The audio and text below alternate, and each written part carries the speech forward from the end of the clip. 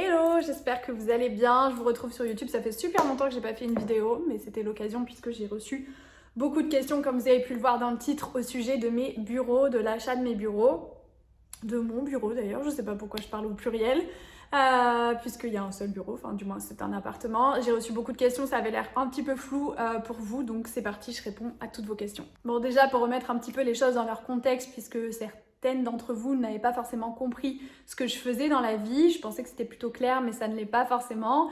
Donc pour remettre un petit peu les choses dans leur contexte, je suis ce qu'on appelle créatrice de contenu, blogueuse également, influenceuse. Il y a plusieurs termes pour définir le même métier, je dirais. C'est mon métier depuis, ça doit faire peut-être 6 ans, 6-7 ans.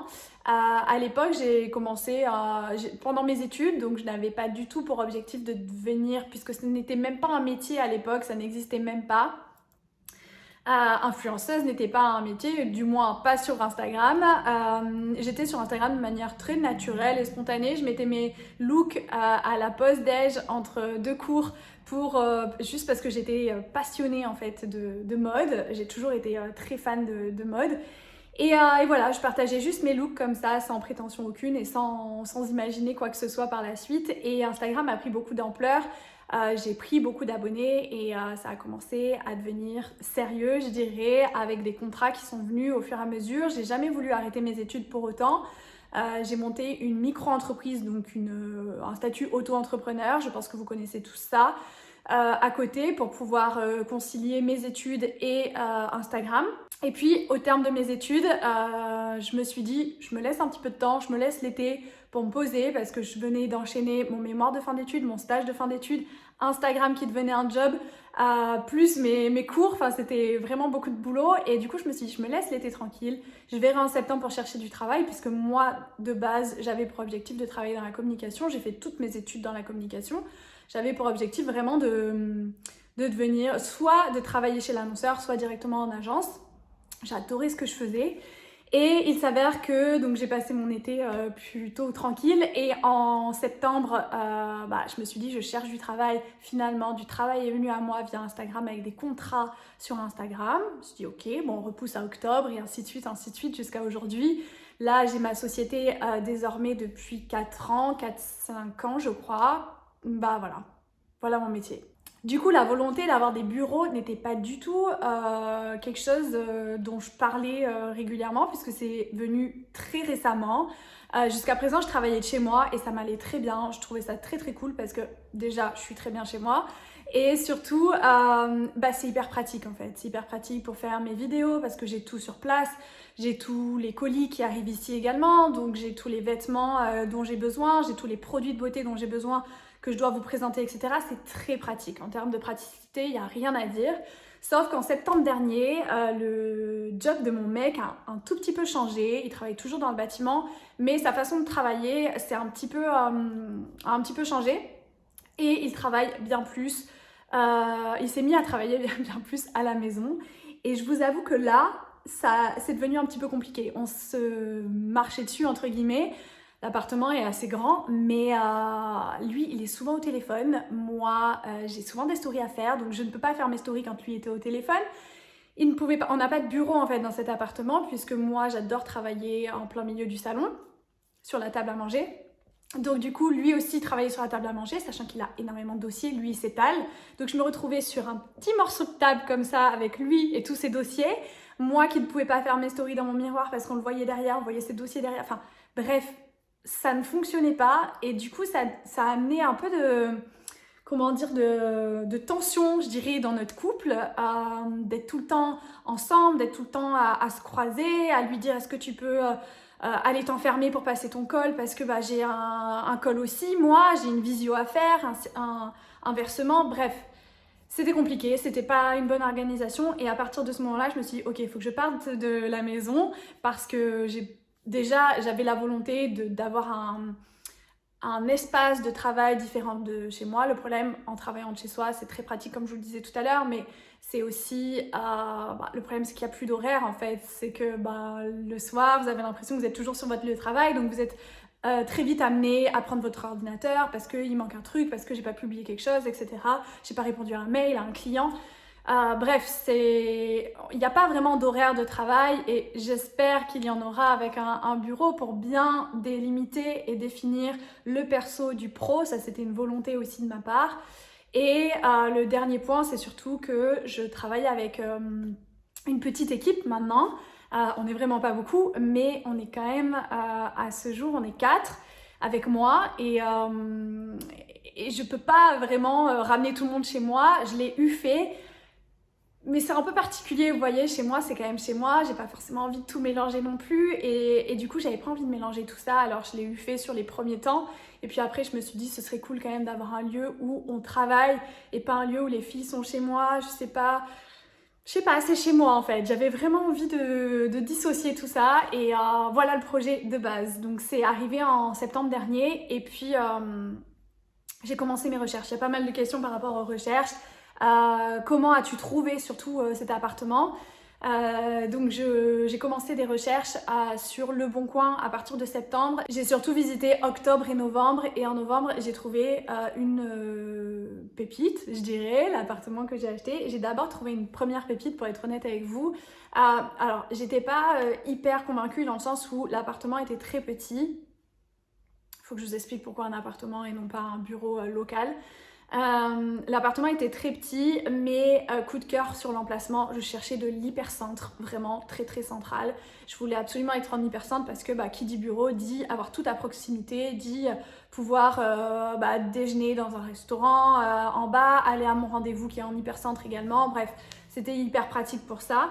Oui, donc je trouve un premier appartement, gros coup de cœur, et je fais une offre sur cet appartement.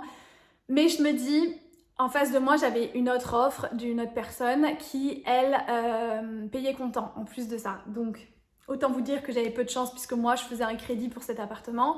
J'avais peu de chance, mais bon, je tente quand même et je me dis, si vraiment ça se fait pas, c'est que c'est le destin parce que cet appartement est petit. Il est extrêmement bien placé. J'adore sa localisation, j'adore le fait qu'il ait un balcon surtout, mais il est petit. Et finalement, ça se fait pas. Donc, l'autre personne passe devant moi, bien entendu, puisqu'il paye comptant et que je suis d'accord que je ne fais pas le poids face à ça. Bref, je suis un peu déçue, mais je me relance dans mes recherches et je visite, je sais pas, 3-4 appartements supplémentaires et dont un qui me plaît énormément. Pourquoi un appartement et pas un local? Tout simplement parce que le but, c'est que ça reste un appartement et que plus tard, le jour où je n'en ai plus besoin ou le jour où, imaginons, croisons les doigts, j'ai besoin de plus grand, pour une surface plus importante, avec une équipe plus importante, je ne sais pas de quoi l'avenir est fait. J'aimerais que cet appartement reste un appartement à louer tout simplement.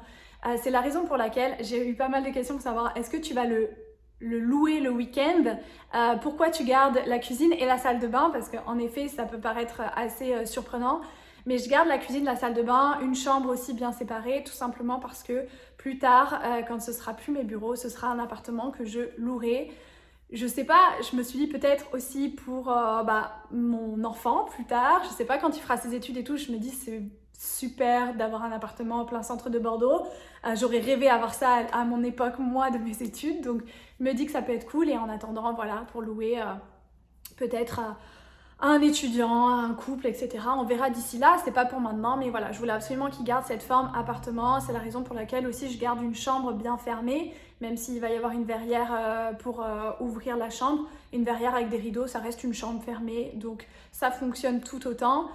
Cette chambre d'ailleurs, elle avait une importance, c'est que je voulais absolument que l'appartement ait donc un grand salon pour avoir une grande table en mode open space pour travailler toutes ensemble autour de la grande table, mais si on a une visio à faire, un call à faire, etc., pouvoir s'enfermer quelque part, donc dans la chambre justement, pouvoir s'enfermer avec la verrière pour pas déranger les autres qui sont en train de travailler, etc., passer son call et pouvoir après travailler encore dans le salon. Question que je viens de lire en même temps que vous.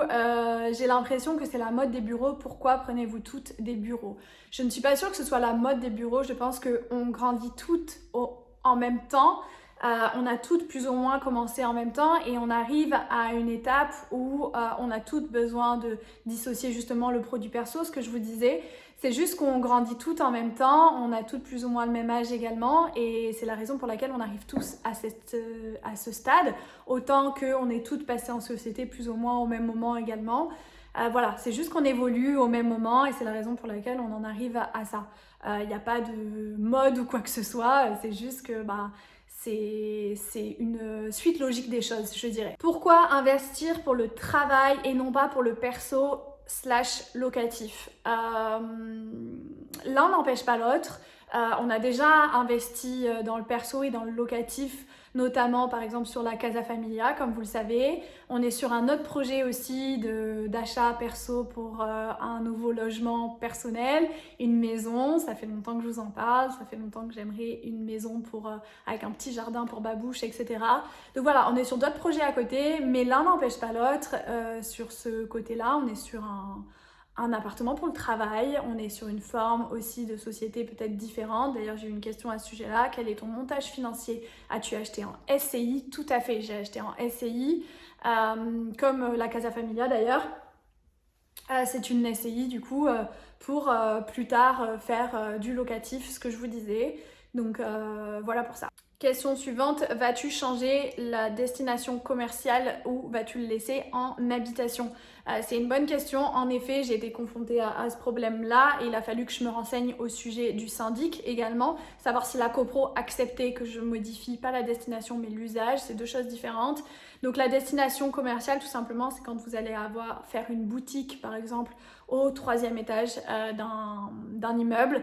Là, vous allez recevoir de la clientèle, il va y avoir du passage dans l'escalier, etc., dans les communs. Et là, vous êtes obligé de changer la destination, en effet, que ce soit une boutique, que ce soit d'ailleurs un médecin. Par exemple, si vous avez envie de, je sais pas, faire votre cabinet d'ostéopathie dans un immeuble, vous êtes obligé de changer la destination commercial, tout simplement parce que vous allez accueillir de la clientèle. En l'occurrence, moi, je ne vais pas forcément accueillir de la clientèle, je vais seulement avoir mon équipe qui travaille et également des rendez-vous professionnels. Donc, c'est deux choses différentes, c'est bien à dissocier. Donc, je ne change pas la destination, mais l'usage. L'usage va devenir bureau et non plus habitation. Mais voilà, c'est juste l'usage qui change. J'ai fait une demande à ce sujet-là au niveau de la copro, etc.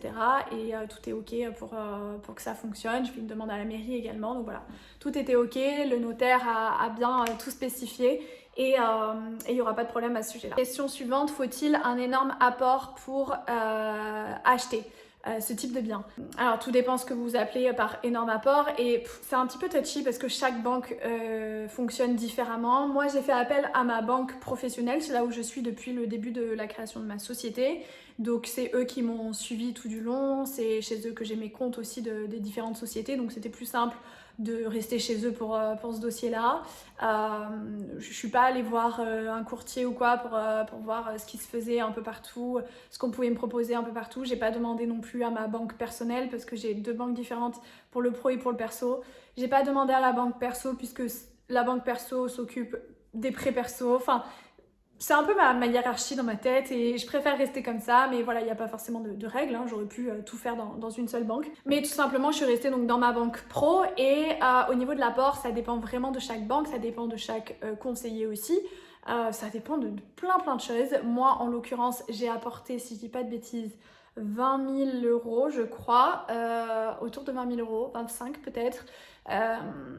Voilà pour obtenir mon crédit, mais voilà, ça dépend vraiment de chaque banque, de chaque conseiller. On dit parfois que c'est 10% du prix d'achat, 20% du prix d'achat.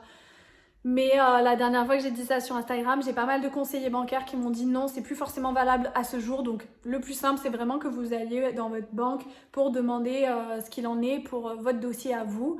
Mais voilà, c'est sûr que plus vous avez un apport important et plus la banque va vous faire confiance, ce qui est normal. Mais ce n'est pas valable pour tout le monde. Donc il vaut mieux se renseigner dans ces cas-là, aller voir une première banque et pourquoi pas faire appel à un courtier également pour qu'il aille vous dégoter le meilleur prêt entre guillemets. Moi c'est juste que je pense que je manquais un petit peu de temps et puis j'avais confiance en ma banque avec qui je travaille depuis longtemps, donc je suis partie sur cette formule-là, sur cette voie-là. Mais voilà, c'est quand même important d'aller voir un petit peu ce qui se fait un peu partout, d'avoir le meilleur taux également, bien entendu. Moi le taux était assez intéressant du coup chez ma banque pro, donc c'est la raison pour laquelle je suis restée là-bas. Dans quel quartier as-tu acheté ton appartement? Je l'ai acheté en hypercentre, ce que je vous disais. Je ne vais pas forcément donner le quartier précisément, ça n'a pas d'intérêt. Mais voilà, hyper centre, je suis hyper bien placée, j'ai le tram, etc. J'ai vraiment tout à proximité, c'est hyper pratique. C'est pas forcément un quartier que je connais bien, enfin si, je le connais forcément puisque il y a des boutiques, etc., les restaurants, tout est autour, mais dans le sens où je n'ai jamais vécu dans ce quartier-là. Et du coup, au début, ça m'a un peu perturbée. Là, pendant les travaux, quand j'y passe et tout, je me dis, ah oui, j'ai pas forcément l'impression que je vais y vivre, entre guillemets, que je vais y passer du temps. Donc c'est assez surprenant, mais je vais m'y faire au fur et à mesure. C'est pas un quartier où j'aurais voulu vivre pour le coup, puisque moi je suis pas une très grande fan de l'hyper centre. Nous on a une voiture chacun avec Sacha, donc on a besoin d'un garage, etc. Le genre de choses que vous ne pouvez pas avoir en hypercentre. Bref, je suis pas forcément fan de l'hyper centre, mais là pour le coup pour un bureau c'était parfait. Quel type de déco vas-tu faire? Est-ce qu'il est à rénover? Il est carrément à rénover, je pense que vous l'avez compris avec les stories au fur et à mesure. Alors, en soi, il pouvait être habitable comme ça, direct, avec quand même pas mal de peinture parce qu'il est vachement jauni. Vous savez, les précédents propriétaires fumaient à l'intérieur de l'appartement et du coup, on est sur des murs très jaunes. Donc, avec un coup de peinture, il aurait pu être habitable, carrément. Il était sain en soi. Sauf que c'était pas forcément mon objectif, j'avais envie de faire quelques travaux, vous savez qu'on aime beaucoup les rénos, notamment celle de la casa. Et voilà, du coup on est parti sur une réno avec Sacha, c'est pas forcément quelque chose qui nous fait peur. Sacha m'accompagne énormément sur le dossier, c'est lui un petit peu le maître d'œuvre de ce dossier-là d'ailleurs. C'est lui qui gère un petit peu tous les corps de métier qui interviennent. Donc là on en est à l'étape placo, on va passer aux bandes dans pas longtemps, la peinture, etc. Puis après c'est terminé. C'est pas des gros travaux en soi, j'en ai pour un mois, un petit peu plus d'un mois de travaux, donc c'est assez rapide, mais on ne voulait pas les faire nous-mêmes tout simplement par manque de temps, je dirais. Aucune envie de me remettre à faire tous les travaux, tous les week-ends, comme on a pu le faire à la Casa Familia. C'est génial, c'est une belle expérience, mais ça prend beaucoup de temps, ça prend beaucoup d'énergie. C'était dur, honnêtement. À la fin de la Casa Familia, on en avait marre, puisque du coup, tout le week-end, on était sur chantier, toute la semaine à notre travail, et ainsi de suite. Il n'y avait plus aucun jour de repos. On était un petit peu en burn-out, vous voyez. Donc ouais, là, je suis bien contente de faire appel à des sociétés qui sont parfaitement aptes à faire ces travaux-là. Donc voilà, pour le style de l'appartement, je voulais quelque chose de très différent de chez moi. Chez moi, on est sur quelque chose de californien, wabi-sabi, épuré, minimaliste, ce genre de choses. Et je voulais quelque chose de différent parce que ce lieu, ce bureau, ça va être aussi un lieu où je vais faire mes shootings photos, certains de mes shootings. Et du coup, autant prendre un style totalement différent pour avoir des photos différentes aussi. C'est la raison pour laquelle je suis partie sur un style haussmannien, c'est quelque chose que je n'ai jamais eu jusqu'à présent et je trouvais ça très cool. Donc voilà, c'est un appartement avec des cheminées en marbre, avec des moulures au plafond, avec un beau parquet en bois, ce genre de choses. Donc voilà, on est sur un style différent, plus chic je dirais, mais j'ai hâte. Comment as-tu trouvé tous les intervenants sur ton chantier? Tous les intervenants, comme je vous le disais, Sacha est dans le bâtiment et ça aide énormément. Aujourd'hui, il a un portefeuille client qui est suffisant pour avoir pas mal d'intervenants dans chaque domaine. Donc là, l'électricien est passé, le plombier également aussi. Enfin bref, tous les domaines sur un chantier dont on a besoin, quoi.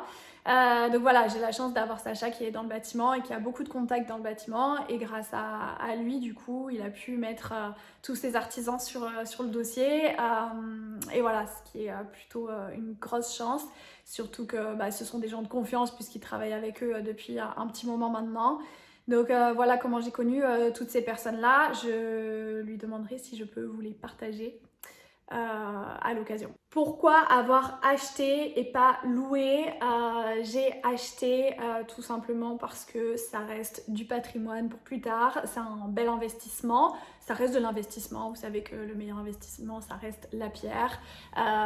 Donc voilà, tout simplement, je vais pas vous faire des cours d'immobilier, etc. Je suis vraiment pas une professionnelle là-dedans, mais voilà, ça va faire partie de mon patrimoine plus tard. Ça va être quelque chose qui sera à la location plus tard, donc qui s'autofinancera ou qui me rapportera aussi des revenus. Voilà, donc c'était juste intéressant de ce point de vue-là. Combien de mètres carrés fait ton bureau? Le bureau fait 60 mètres carrés, on n'est pas sur quelque chose de très très grand, mais je n'avais pas besoin de quelque chose de très très grand dans tous les cas. Donc voilà, on a juste une chambre fermée, le salon avec cuisine ouverte. Jusqu'à présent, la cuisine était fermée avec un bar. Là, j'ai démoli ce mur-là, ce bar, pour du coup faire une cuisine ouverte sur salon. Et petite salle de bain, toilette, et puis voilà, ça suffit amplement. La salle de bain, je trouvais ça cool aussi de la garder tout simplement parce que si on fait un cours de sport ou quoi entre midi et deux, bah, on peut aussi se doucher et repartir travailler. C'est vraiment des locaux comme on peut voir dans les gros groupes où vous avez aussi une salle de bain, vous avez une cuisine, enfin pour manger entre midi et deux. J'ai reçu cette question d'ailleurs, pourquoi avoir gardé une cuisine? C'est plutôt pratique pour manger quand même, une cuisine, qu'on se le dise. Ça va être une petite cuisine, c'est juste un mur, vous savez, pas une cuisine d'angle ni quoi que ce soit. Mais du coup, de quoi se faire un petit peu à manger, avoir un petit frigo aussi pour, je sais pas, mettre au frais un Tupperware ou un truc comme ça. Donc voilà, c'était plutôt pratique comme ça. Que fait ton équipe avec toi? Alors, je vous disais, j'ai une petite équipe, on est vraiment, c'est pas un truc de fou, hein, je vous rassure, mais voilà, c'est plutôt, enfin on est plutôt bien et moi ça me suffit pour l'instant. Il y a Natacha qui travaille avec moi, je crois que je vous en avais déjà parlé lors d'une vidéo d'ailleurs, je vous mettrai peut-être le lien en barre d'infos et il y a un article aussi à ce sujet-là que je vous mettrai en barre d'infos qui détaille un peu toutes les missions, toutes les fiches de poste on va dire de chacune des personnes qui travaillent avec moi. Donc on commence par Natacha qui s'occupe de toute la partie commerciale, elle gère tous les contrats on va dire avec les marques, toute la négociation, la relation client, tous les allers-retours mail, mon agenda également, tous mes rendez-vous, toute cette partie-là en fait commerciale. Voilà. On a ensuite Marie qui est en stage et qui va bientôt terminer son stage d'ailleurs, qui avec Apolline s'occupe de la partie plus créative. Elle s'occupe de mettre à jour le blog, de dynamiser le blog, de créer des newsletters, de publier 1 à 2 articles sur le blog par semaine. On le fait ensemble bien entendu, mais elle travaille sur toute la partie sélection, etc. même si on y travaille ensemble. Voilà, de tout ce qui est aussi montage vidéo, notamment cette vidéo-là va être montée par Apolline ou par Marie. Voilà, il y a tout un process de création. J'oublie probablement pas mal de missions, mais elle s'occupe aussi de Pinterest, de mettre à jour Pinterest, d'avoir vraiment une partie très créative et dynamique sur tous les réseaux sociaux. Du coup, avec toute cette petite team et moi-même, elle s'occupe aussi d'ailleurs de mes shootings. Les shootings, je les fais avec soit Marie, soit Apolline. Ça peut arriver que je les fasse avec Natacha, mais Natacha est plus focus mail, etc. Donc j'évite de l'embêter parce que sa mission, elle a quand même beaucoup de travail pour ça. Donc du coup, voilà, on shoot souvent avec Apolline ou Marie. Voilà, j'espère que cette petite FAQ, ce petit tour des bureaux vous a plu. Dites-moi si vous avez envie d'en voir plus, de voir l'avancée des travaux, même si là, on est plus ou moins sur la fin puisque le placo est terminé. Bon, il reste quand même du travail, mais après on va passer aussi au parquet. Je voudrais rénover un petit peu le parquet. Il est très beau, il est en très bon état, mais vous savez, il est un petit peu, il a été beaucoup huilé. Du coup, il est très orange et je voudrais lui redonner une forme un peu plus brute, un peu plus parquet marron, couleur, une belle couleur quoi.